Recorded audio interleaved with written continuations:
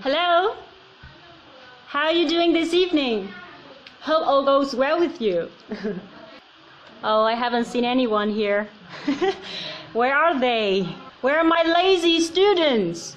Hello, Doug. How are you? Lane? You look good today, huh? You told me you would come here to visit me, to see me. But you disappeared. Trong. Okay. I'm not gonna wait. Okay, so we can leave it at the end of the lesson today, if we have got time, okay? Yes. I'm gonna start right now.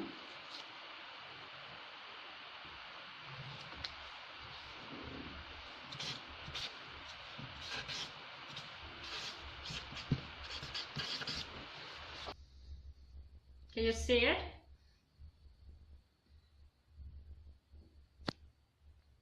Yeah, so our lesson today revolves around two simple words, feeling and mood. Are they familiar with you? Easy, right? Feeling and mood. Everybody knows the meaning. Feeling. You feel something, right? You feel good. You feel bad. You feel sick. You feel tired. How about mood? Okay, is it familiar with you? Yeah, so the lesson is not just about two simple words, feeling and mood. It's not that simple. Yeah, and now I'm gonna show you how I learned words in English. Yeah, and I hope that you will enjoy them so much and use them in daily conversations if possible. Yeah. And of course, you have heard a lot of people, who advise you to study words in collocation. You know collocation? That means you have to study words that collocate with these words. Not just these two simple words. Okay? Yeah, so you've got to know how these two words are used in daily conversations. I've just given you a very, simple examples of feeling. I feel sick, I feel tired. Yeah, everybody can say that, right? But how about other usages? Can you have a guess? How is the verb feel used in daily conversation? So my advice is that you should not study words individually. Individual words. You have to study collocation. Understand how words are collocated with each other to form different meanings. Yeah, so today I'm going to show you how I learn words and phrases in English and use them in communication. Are you ready? Do you have something in mind? Yeah. First, I'm going to look for the verbs that can collocate with the word feeling.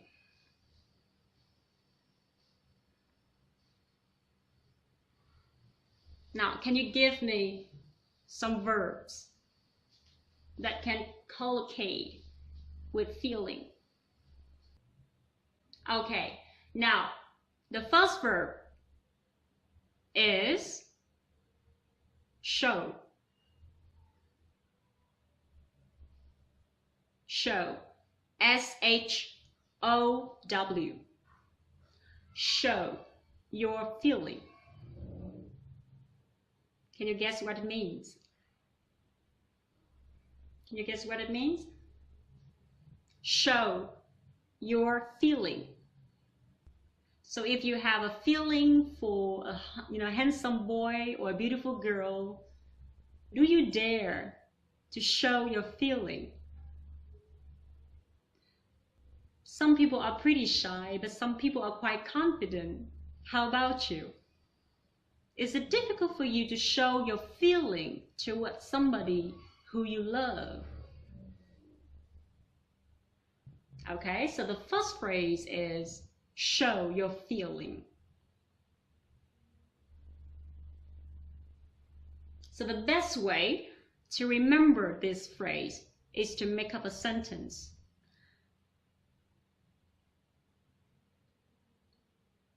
Can you give me some examples? Yeah, so here comes my example.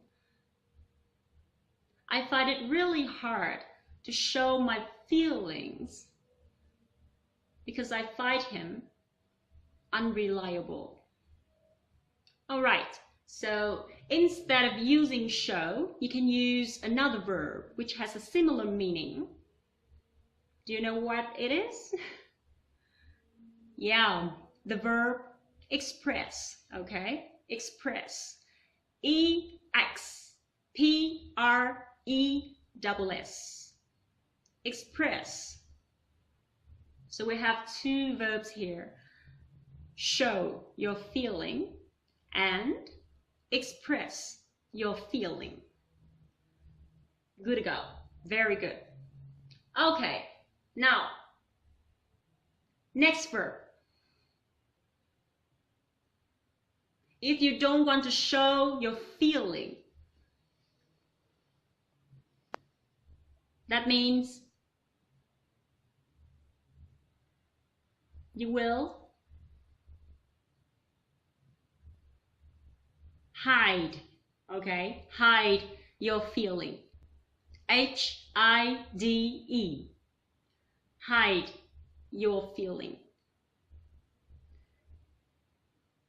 You hide your feeling because you are afraid of hurting somebody. You know, you hesitate to show your feeling because of several reasons, probably private reasons, you know. Do you often hide your feeling? Okay, and I think you should not hide your feeling. You just, you know, try to be who you are. Yeah. If you are sad, just be sad. If you're happy, just be happy. Okay? You should not hide your feelings. And instead of using the verb hide, you have another option. Do you know what it is? We also have another verb known as conceal. Conceal. C-O-N-C-E-A-L.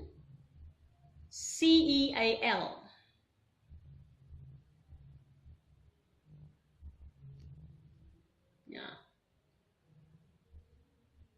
And then I can know for certain that a lot of girls use this when you make up, when you wear makeup, or when you put on your makeup. Concealer, you know concealer? Yeah. Okay, so concealer is a type of skin color cream that is used to cover the marks or any spots in your face. Yeah, you know concealer? Yeah, cool. Yes, so we have a verb conceal, means hide. Yeah. You have two verbs, conceal and hide your feeling. That means you don't want to show your feeling.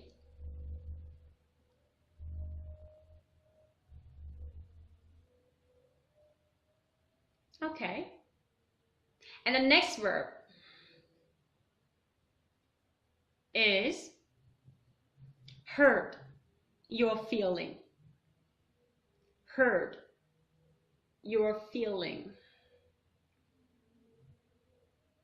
Has anyone ever hurt your feelings before? For example, if you were madly in love with a handsome boy, but one day you found out that he lied to you, did it really hurt your feeling? Yeah, this is pretty sad for, you know, a heartbroken person, right? Okay, so we have an expression to discuss, you know, to describe the person who are painful. And the last one, control your feeling. Control your feeling. CONTROL. CONTROL.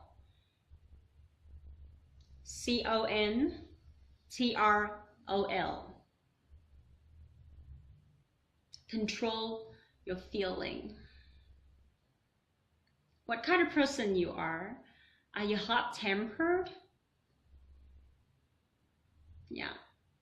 So hot temper is an adjective to describe a person who easily loses his or her temper. Yeah. So it's better for him or her to control his or her feeling. It means he or she needs to stay calm or remain calm so that he or she won't hurt other people's feelings. Now, so let's review what we have just studied, okay? Yeah, now the first one is show or express your feeling. The second one is hide or conceal your feeling. The third one is hurt your feeling. And the last one is control your feeling. And I do hope that you guys can spare some time making up sentences using these expressions I've just provided. And you can even make up a story using all of them. Yeah, that will be very helpful for you. Great. Right, so you're ready to move on to the next. Now, yeah, we still have this word, feeling. Okay, but now I'm going to look for some adjectives that precede the word feeling. Now, can you come up with some adjectives to describe the feeling? Any adjective that come before the word feeling?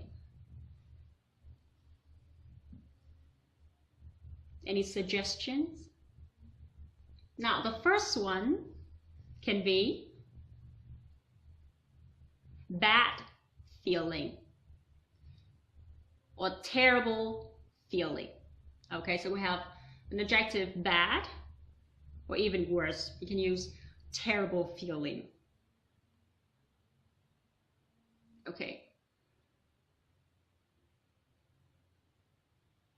Yeah, I had a terrible feeling that something wrong has happened to him. I'm quite worried about him. It means you are very worried or nervous that something wrong or bad has happened or is about to happen. You can use bad feeling or terrible feeling. Okay? And the next word, adjective, is true feeling. Do you find it difficult to reveal or show your true feelings? Or you just try to pretend? So it's better not to lie, you know? Yeah. So you just reveal your true feeling or show your true feeling.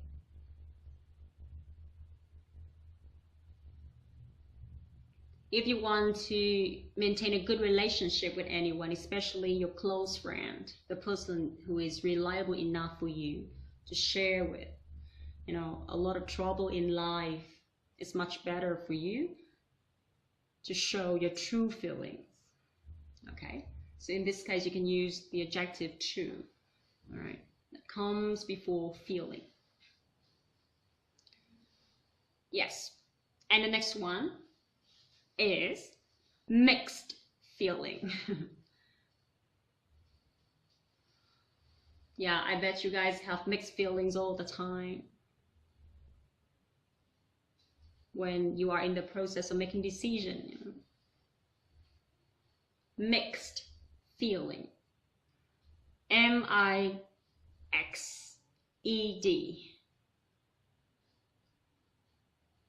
For example, he has mixed feelings about going abroad. On the one hand, he has a strong desire to experience new cultures, meet new people. But on the other hand, he's quite worried about his sick mom. Okay, so I mean, he has mixed feelings about what he's going to do. Okay, so let's review what we have just learned. Now, the first one is bad feeling. Or you can use the word, adjective, terrible feeling. Yeah, to describe a feeling you have when you feel something bad happen. Okay, and the next one is true feelings.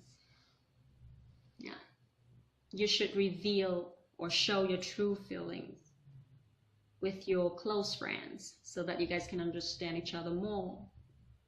And the next one is mixed feelings. It's hard for you to make decision, okay, on what you should do and on what you shouldn't do. That means you face a dilemma. Okay,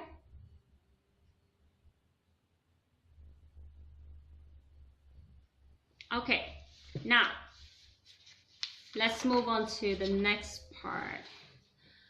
Yeah, so now I'm gonna look for some nouns. Okay, some nouns after the word feeling. And of course, I'm going to add a preposition of after the word feeling. For example, a feeling of. Okay, a feeling of. Yeah, in this case, you have to use some verbs before this one, feeling. Okay, so here I suggest you should use 3 verbs. Yeah, before the word feeling. Now, the first one is encounter. Encounter. E-N-C-O-U-N-T-E-R.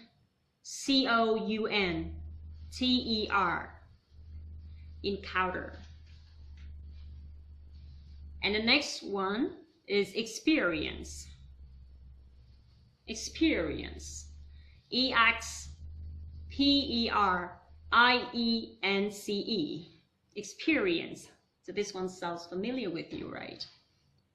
Yeah, it means you are going through or undergoing these feelings. Okay, and then if you suffer from something unpleasant, you can use, of course, suffer from or suffer. Yeah. Now, 3 main verbs before the word feeling. We have encounter, experience and suffer. Yeah, a feeling of. So after the preposition, you're going to use a noun here. The first noun is dissatisfaction. Dissatisfaction. You know this word?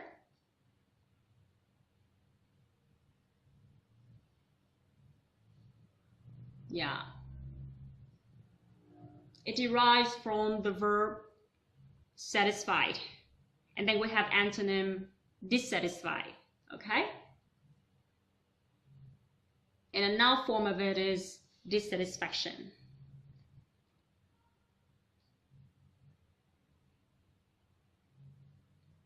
Yeah, so just think of some situations when you experience a feeling of dissatisfaction. Yeah. Think of some situations when you experience or suffer from a feeling of dissatisfaction.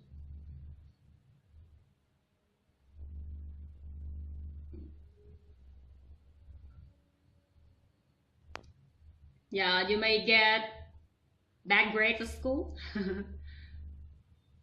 You fail your exams.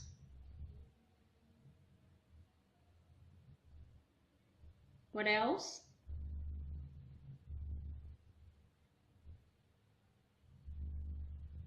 Or if somebody promises to do something for you,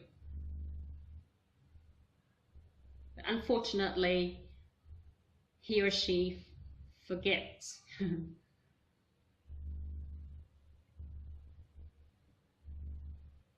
Okay. Or you go to a restaurant, you eat food, and the food is not as good as you expected. So you can express a feeling of dissatisfaction. Yeah. Okay. And the next noun is loneliness. Loneliness. Do you know the word lonely?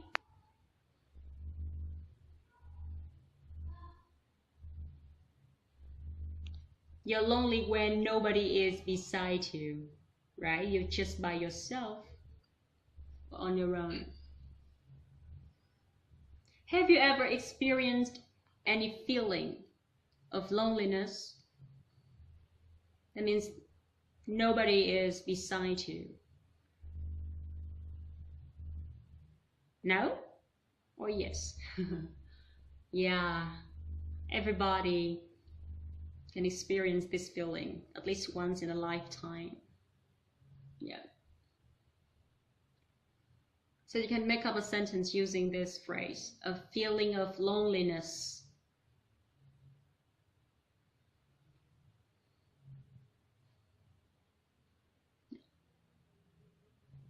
I used to be very lonely when my lover deserted me and walked away.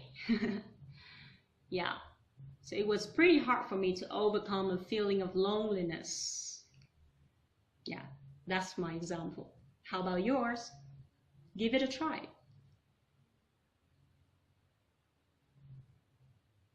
Great. Okay. And the next one is a feeling of guilt. You know guilt? G-U-I-L-T. Guilt. Do you feel guilty sometimes because you have done something wrong to hurt other people's feelings? So that's the time you feel guilty. You regret having done something wrong. You should not have done that. Okay? So you can experience or suffer from a feeling of guilt. Yeah.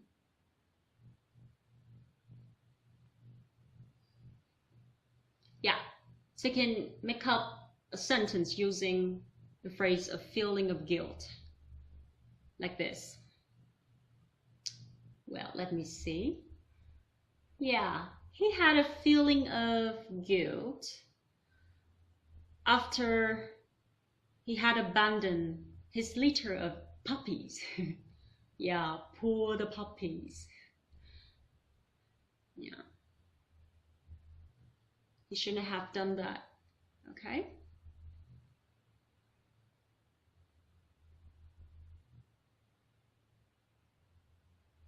All right? Yeah. So we have learned 4 phrases using the word feeling. Now the first one is a feeling of dissatisfaction. The second one is a feeling of loneliness. The third one is a feeling of guilt. Oh, I forgot. Yeah, there's another one. Yeah, the last one. Okay. A feeling of, one more for you, okay? A feeling of, can you have a guess? Well-being. A feeling of well-being. It is spelled W-E-L-L hyphen B-E-I-N-G.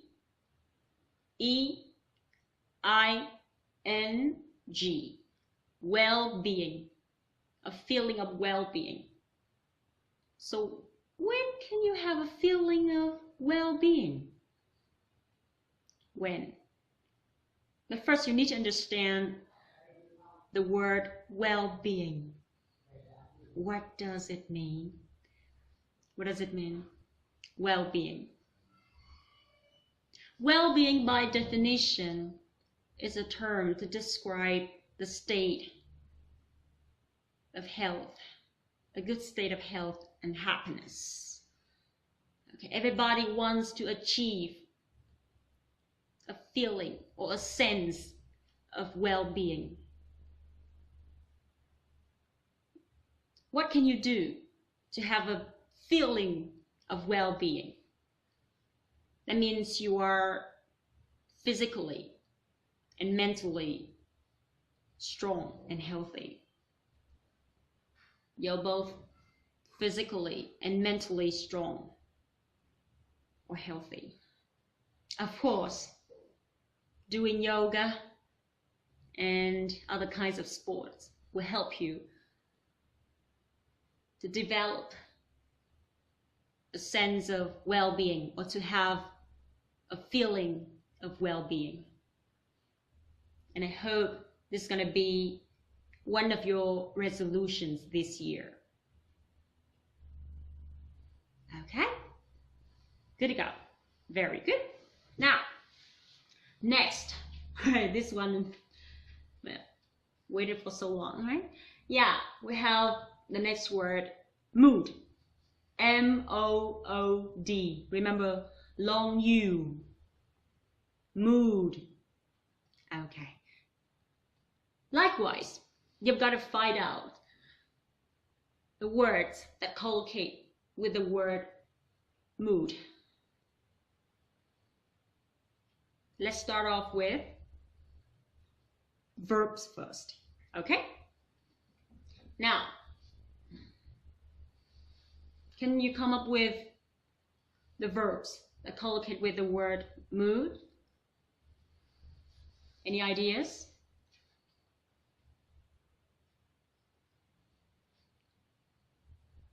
Okay. You ready? Now, the first one is change mood. Change mood. C-H-A-N-G-E.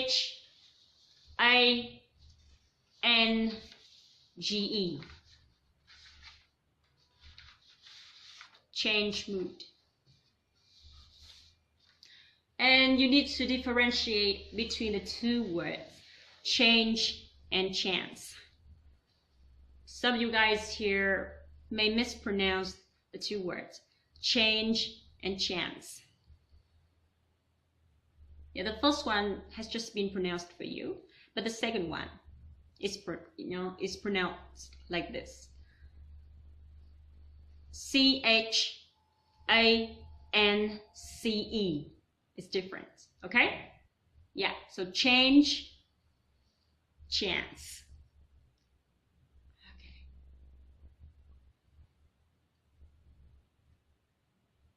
All right, so coming back to the verb change.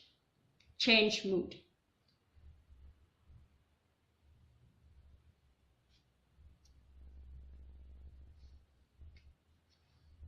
Okay, so change mood means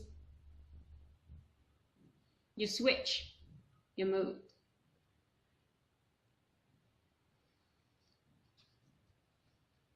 For example, a few hours ago, you were very happy. Yeah, but now you are stressed. Okay, that means you already changed your mood. Probably something wrong has happened to you. Okay, the next verb is affect. Affect. It's spelled A-F-F-E-C-T.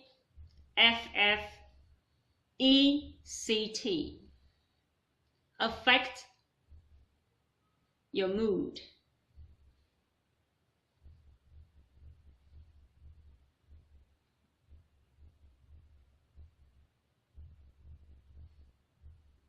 All right, so for example, we have a question like this. Does the weather affect your mood? Is this question familiar with you? Does the weather affect your mood? So this is one of the most commonly asked questions in IELTS examination. Yeah, for example, it's raining today. So does the rain affect your mood? Are you sad or are you happy? Okay, yes.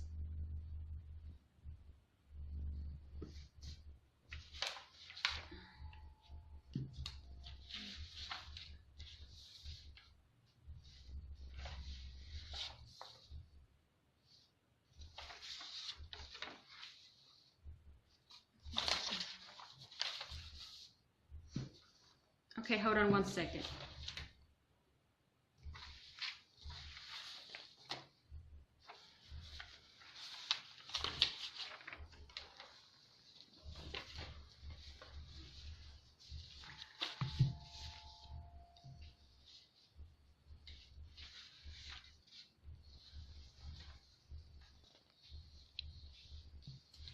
All right, and next, I'm gonna look for some adjectives that can collocate with the word mood.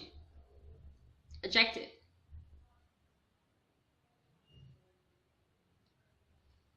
If you are very tired, sad, you don't feel like doing anything, you can say, I'm in a bad mood now. So the first phrase is to be in a bad mood.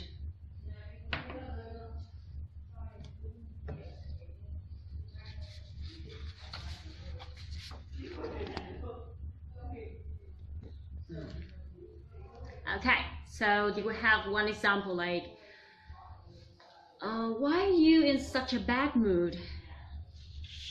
Did I say something wrong? Or did I say something offensive?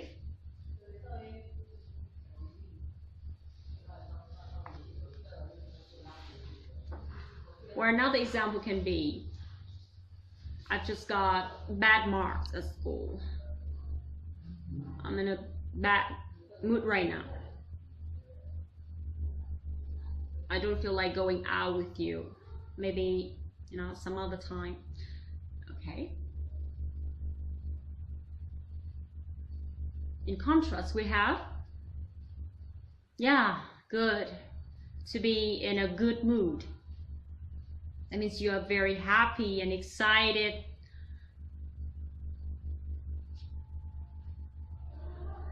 Okay. Yeah, for example, I had a great day today. My boss was in a very good mood today. He kept whistling and waving at everybody passing by. And we were all taken aback by his friendliness because he's usually grumpy when he goes to work. Okay?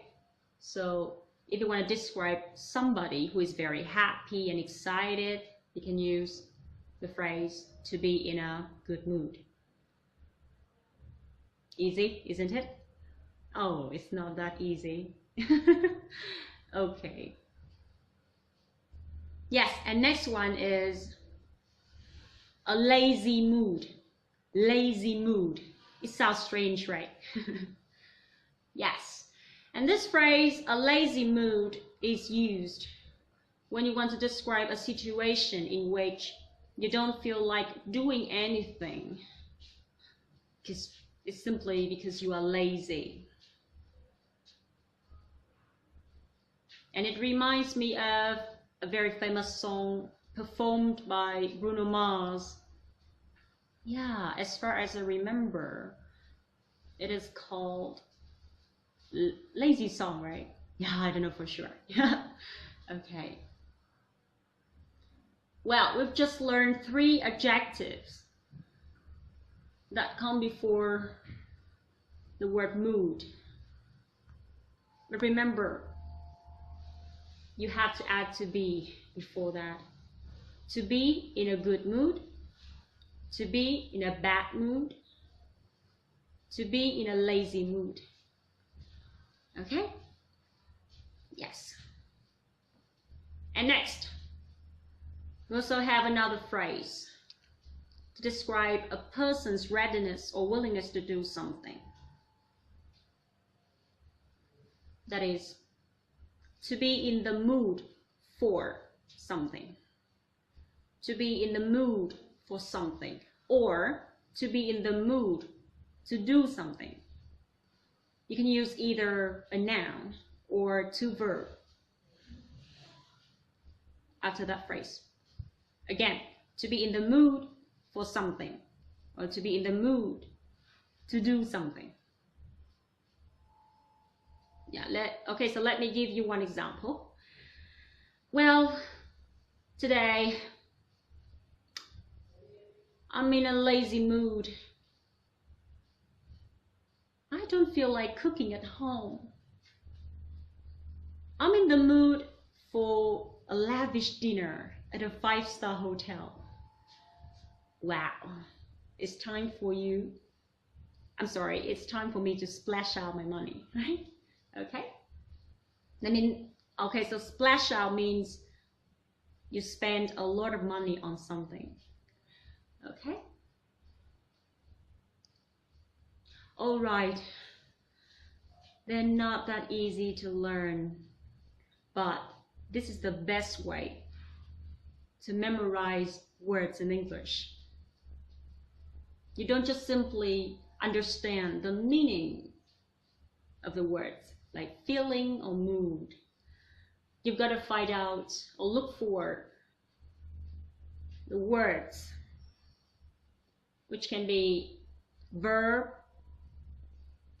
nouns, adjective, okay, to collocate with the verbs here, like this. All right, feeling and mood. And you know why I decided to start a lesson today with the 2 words, feeling and mood? Because I'm fully aware of the importance of putting feelings and mood into every sentence that you use, or, you know. Okay, so for example, when you communicate with someone,